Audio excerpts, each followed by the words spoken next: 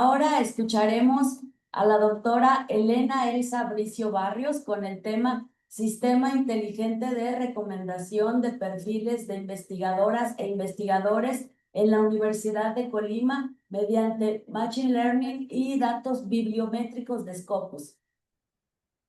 Hola, buen día. Gracias por la invitación. Gracias por permitirnos y darnos voz en en este evento. Esperemos obtengamos información valiosa y pues abrir redes de colaboración, ¿no? O generar nuevas ideas que nos pueden ayudar a desarrollar nuevos proyectos. Voy a Adelante, intentar doctora. compartir, Buenos días. voy a intentar compartir la menciona si se puede visualizar. Ya visualizamos, doctora. Genial, muchas gracias. Bien, damos inicio. Déjenme bajar un poquito pestañas. Listo. Muy bien, entonces, la doctora Xochitl Trujillo es quien iba a presentar, pero por cuestiones de salud se tuvo que ausentar.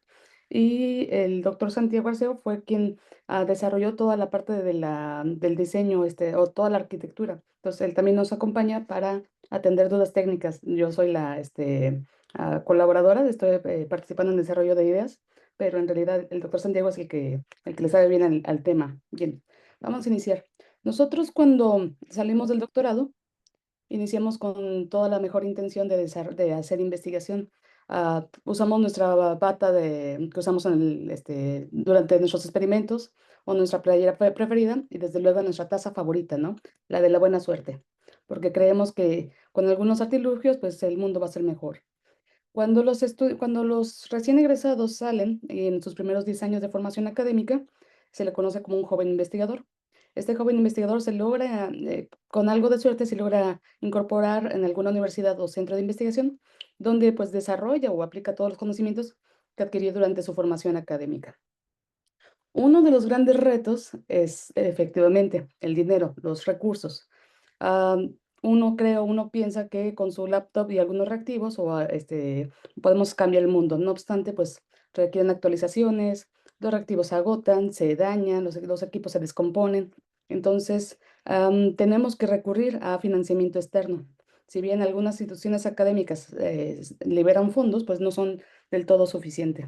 Entonces, parte de la formación de todo investigador es desarrollar o plantear proyectos de investigación.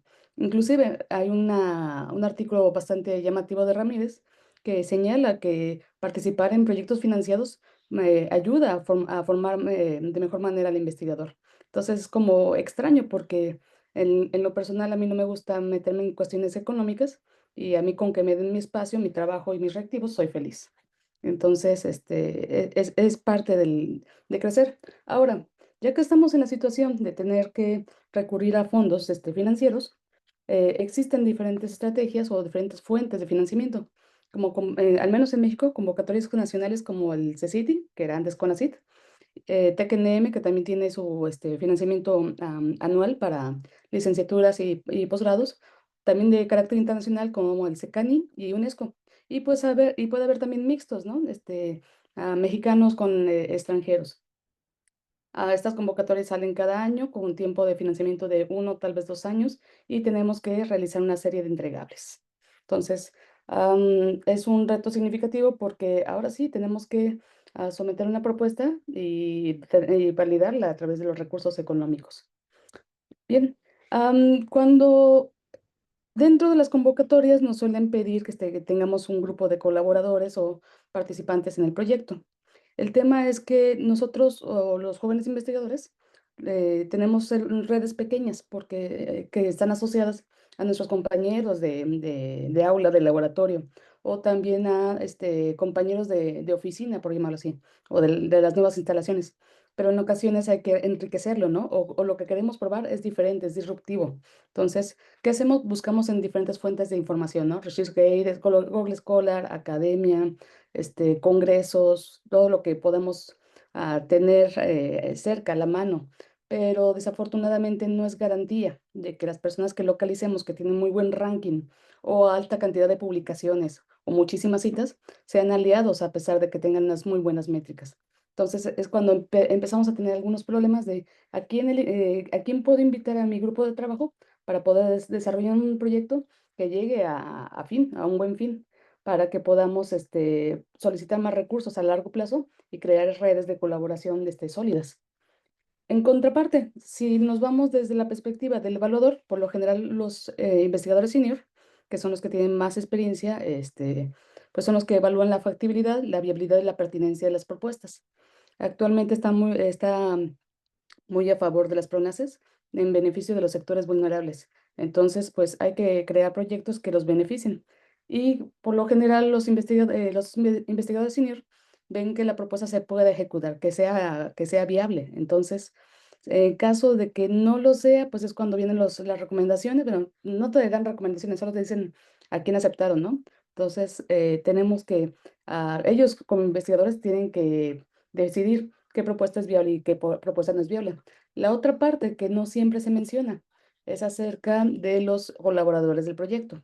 No es poner nombres por ponerlos, sino que también existe un análisis interno de evaluar cada uno de los miembros de la propuesta. Para esto, algunos investigadores utilizan bibliometrics, que permite identificar las estadísticas de cada uno de los investigadores, ¿no? El reto o el problema es que podemos tener un joven investigador con pocos artículos y muchas citas, o puede tener muchísimos artículos y pocas citas. Entonces, lo vuelve buena o mala alternativa.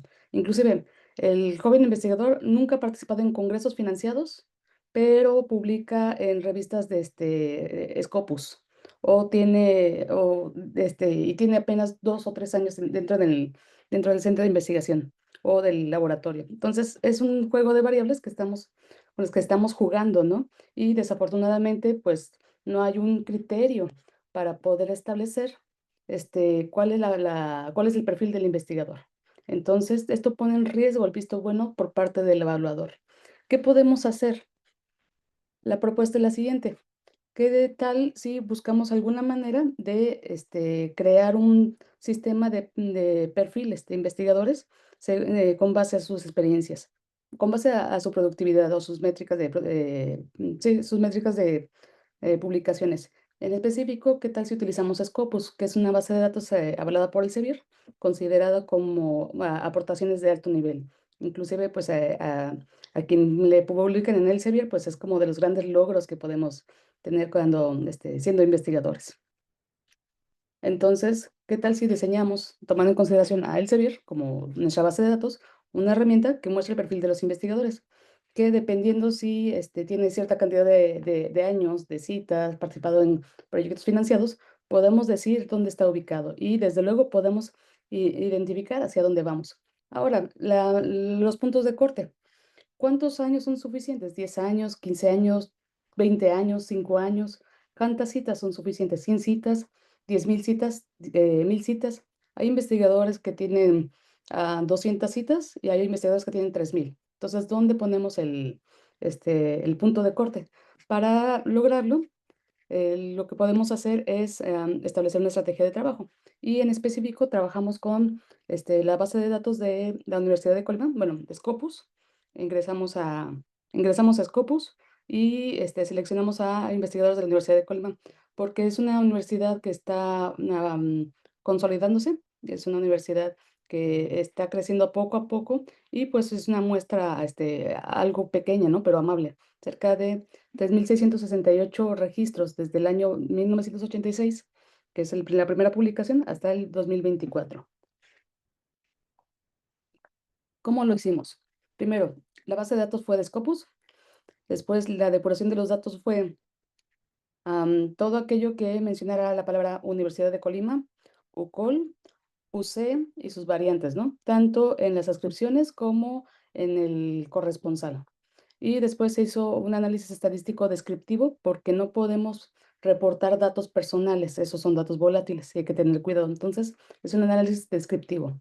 Y para poder crear el modelo predictivo se usó clustering jerárquico y árboles de decisión. Finalmente, para facilitar los diagnósticos, por llamarlo así, se creó una aplicación web llamada, bueno, se creó a través de Streamlit, se creó una aplicación web para la visualización de los resultados. ¿Qué fue lo que tenemos o qué fue la información que obtuvimos de los investigadores de la Universidad de Colima? Primero, Hicimos una correlación del número total de artículos respecto al total de citas. Podemos ver que se concentran entre 0 y 60 artículos, con la cantidad de citas de 0 hasta 2000 citas. Desde luego hay datos atípicos, ¿no? Por ejemplo, hay un investigador con pocos artículos y hasta 5000 citas. Y también tenemos, desde luego, un investigador con 175 citas perdón, 175 artículos y cerca de 4500 citas. Se observa que es una tendencia creciente con un valor de Pearson de 0.71. Y podemos también observar que hay una fuerte concentración de información. Desde luego también tenemos nuestros datos atípicos. Ahora, si nosotros comparamos la antigüedad de la persona en la institución, podríamos pensar que entre más años esté, mayor es la cantidad de publicaciones y mayor la cantidad de citas. Resulta que eso no es del todo correcto. Llegamos a un punto alrededor de los 16 años donde se logra estancar, no estancar, sino que llega a un punto de saturación, donde los investigadores, independientemente del tiempo que permanezcan, se mantiene la cantidad de citas y más o menos la cantidad de publicaciones. Desde luego, tenemos los datos atípicos, donde tenemos investigadores de cerca de 20 años con esta cantidad, ¿no? Cerca de 3000 citas. O este dato que es un investigador de 30 años con casi 5000 citas, la misma información que obtuvimos previamente. Así también tenemos investigadores con más de 40 años en la institución y también es muy variante, ¿no? La cantidad de citas y la cantidad de publicaciones. Entonces, hay de todo. Entonces, se vuelve un problema bastante interesante porque no se ve que sea, o no se observa un patrón lineal, ¿no? O fácil de identificar. Al comparar ahora las fuentes de financiamiento, porque es cierto, actualmente está la tendencia que si queremos publicar en una revista de renombre, hay que pagar porque nos publiquen, bueno, para que puedan publicar después de un proceso de revisión. Se identificó que cerca del 60% de las investigaciones realizadas no tienen financiamiento, en contraparte al 40% que tiene alguna fuente de financiamiento. De forma llamativa, CONACYT bueno, ahorita CECITI, antes CONACYT, tiene un aporte del 8.2, pero es casi la mitad respecto a las fuentes del extranjero, ¿no? Y también tenemos fuentes mixtas. Entonces se observa que hay redes de colaboración fuertes que posiblemente estén asociadas a la gran cantidad de citas que se mencionaron previamente. Al evaluar todas estas variables, sobre todo las métricas de productividad, citas, publicaciones, años de experiencia, proyectos financiados, no, se crea un sistema complejo a analizar. Por tanto, se utilizó clustering jerárquico para poder establecer posibles categorías, identificándose 5 categorías. Cada una de estas categorías, elegimos algunos ejemplos y vimos cuál era el perfil del investigador. Y con base a estos perfiles encontramos lo siguiente. Tenemos al joven investigador, que es el que acaba de egresar. Tenemos el emergente, que es aquel investigador que se dedica también a la docencia. No publica mucho porque probablemente la docencia le esté restando tiempo. Tenemos al investigador consolidado, que es aquel que se dedica a la investigación, tiene su pequeño grupo de trabajo y logra obtener fuentes de financiamiento de forma recurrente. El líder estratégico es aquel que no es tan grande de edad, pero bueno, y además obtiene fuentes de financiamiento de forma recurrente. Es decir, es el investigador que baja recursos en cada convocatoria. Y tenemos al senior, que es aquel que tiene muchísimos años de experiencia, tiene gran cantidad de citas y tiene gran cantidad de publicaciones. Dentro de la Universidad de Colima encontramos estos factores. Tenemos al joven investigador, que es cerca de la mitad de la muestra analizada. Tenemos al consolidado, que también son menos. Entonces, es una universidad que está creciendo y la esperanza es que el joven investigador se vaya al consolidado. Tenemos al emergente, que son profesores probablemente, que están cerca de algunos proyectos de investigación, pero pues, cerca de desarrollar algunos proyectos, pero la docencia no los deja. Y están muy cerquita de los líderes estratégicos, que son los que convocan o bajan recursos, y desde luego los senior, ¿no? Podemos ver que, que son la menor cantidad de investigadores, pero están muy juntos a los líderes estratégicos, que son los que bajan recursos. A través del clustering jerárquico se identificó un árbol de decisión, sí, un árbol de decisión, el cual nos puede decir cómo estamos, cuáles las posiciones, ¿no? La primera condición es si la persona tiene un porcentaje de proyectos financiados proporcional la cantidad de artículos respecto a la cantidad de artículos publicados por financiamiento. Si cumple, pues seguimos con los años como investigador y continuamos con las publicaciones y las citas. Entonces, no necesariamente muchas citas significa que es un investigador consolidado. Por otro lado, si él no participa de forma activa en los proyectos financiados y tiene muchos años en la investigación, pero tiene pocas publicaciones y pocas citas, entonces, pues pasa como un investigador emergente, ¿no? Entonces, podemos tener cada una de las categorías. Para poder simplificar este árbol de decisión, se construyó una aplicación web donde el usuario ingresa sus datos, puede también, si identificó a algún otro investigador, también ingresar sus datos y poder definir cuál es su perfil actual como investigador. Por ejemplo, aquí se ingresan algunos datos como ejercicio y pues aquí se menciona cuál es el diagnóstico. Así podemos definir o establecer pues cuáles son nuestros posibles aliados en nuestros proyectos financiados.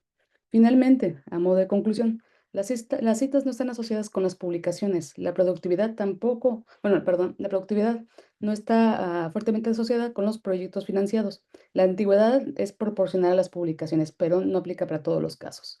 Y los investigadores que participan en forma activa se debe a que están en redes de colaboración institucional y que bajan recursos. Así también como los líderes investigadores no requieren tener más de 16 años en el sistema. Es decir, a donde quiero llegar es participar en proyectos financiados sí es una buena alternativa. Eh, ya que permite obtener recursos, crecer más rápidamente y fortalecer nuestra carrera científica. Reporto algunas referencias y de mi parte eso es todo. Muchas gracias. Muchas gracias, doctora Elena. Muy, muy interesante el tema que están desarrollando, la verdad, para reflexionar bastante y hasta ganas nos dan de meter nuestros datos para ver qué cosa nos arrojan. Tengo algunas preguntas, ¿sí? Considerando que los sistemas de recomendación basados en datos bibliométricos tienden a reforzar patrones existentes, ¿cómo evitó su modelo reproducir sesgos estructurales? Por ejemplo, privilegiar investigadores con mayor visibilidad en Scopus y asegurar que las recomendaciones promuevan también nuevas colaboraciones interdisciplinarias. Esa parte se la dejo al doctor Santiago. Él fue el que estuvo detrás del proyecto. Entonces, Doc, ¿nos ayuda, por favor? Hola, buen día. Hola, buen día. ¿Qué tal? Contestando a la pregunta, es cierto que la base de datos que se utilizó inicialmente considera solo datos de Scopus.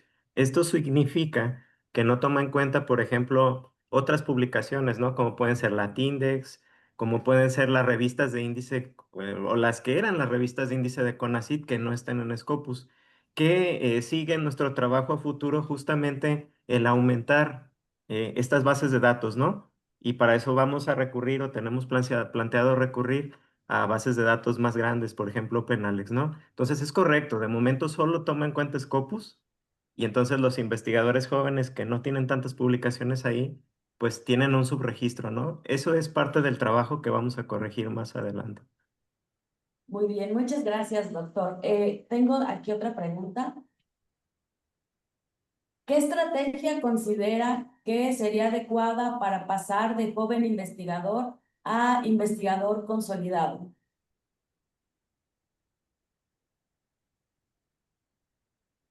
Ah, bueno, ¿la contesto? Ok, Adelante. muy bien. Es muy interesante. Observamos, no pudimos mostrar todo por cuestión de tiempos, ¿no? Pero observamos dos patrones muy interesantes. Encontramos casos donde había investigadores que tenían una gran cantidad de trabajos y citas, pero que curiosamente su historia personal era diferente. Pudimos observar la evolución temporal creando grafos de colaboración. Es decir, tomamos el nombre del investigador, lo sacamos de toda la base de datos y entonces registramos los nombres de las personas que trabajan con él. descubrimos dos patrones que son bien diferentes. Uno, ambos casos tienen alta cantidad de citas y publicaciones, pero uno de ellos empieza a desarrollar redes de colaboración interinstitucionales. Lo que observamos es que la persona se empieza a mover al centro de una estructura, de un grafo en donde se va convirtiendo a medida que va madurando en el nodo central de ese grafo. Eso nos habla de personas activas que probablemente tienen una amplia capacidad de dar a conocer sus ideas, quizás van a muchos congresos, de alguna manera se fueron conectando con otras instituciones y esto los fue fortaleciendo y llegaron al nivel consolidado. El otro son personas que trabajan en grandes experimentos, pasa mucho en el campo de la física, es decir, de alguna manera lograron crear un contacto en trabajos donde hay, no sé, 400, 500 personas, ¿no? Entonces, debido a la alta actividad que existen en estos grandes proyectos, pues también empiezan a subir, ¿no?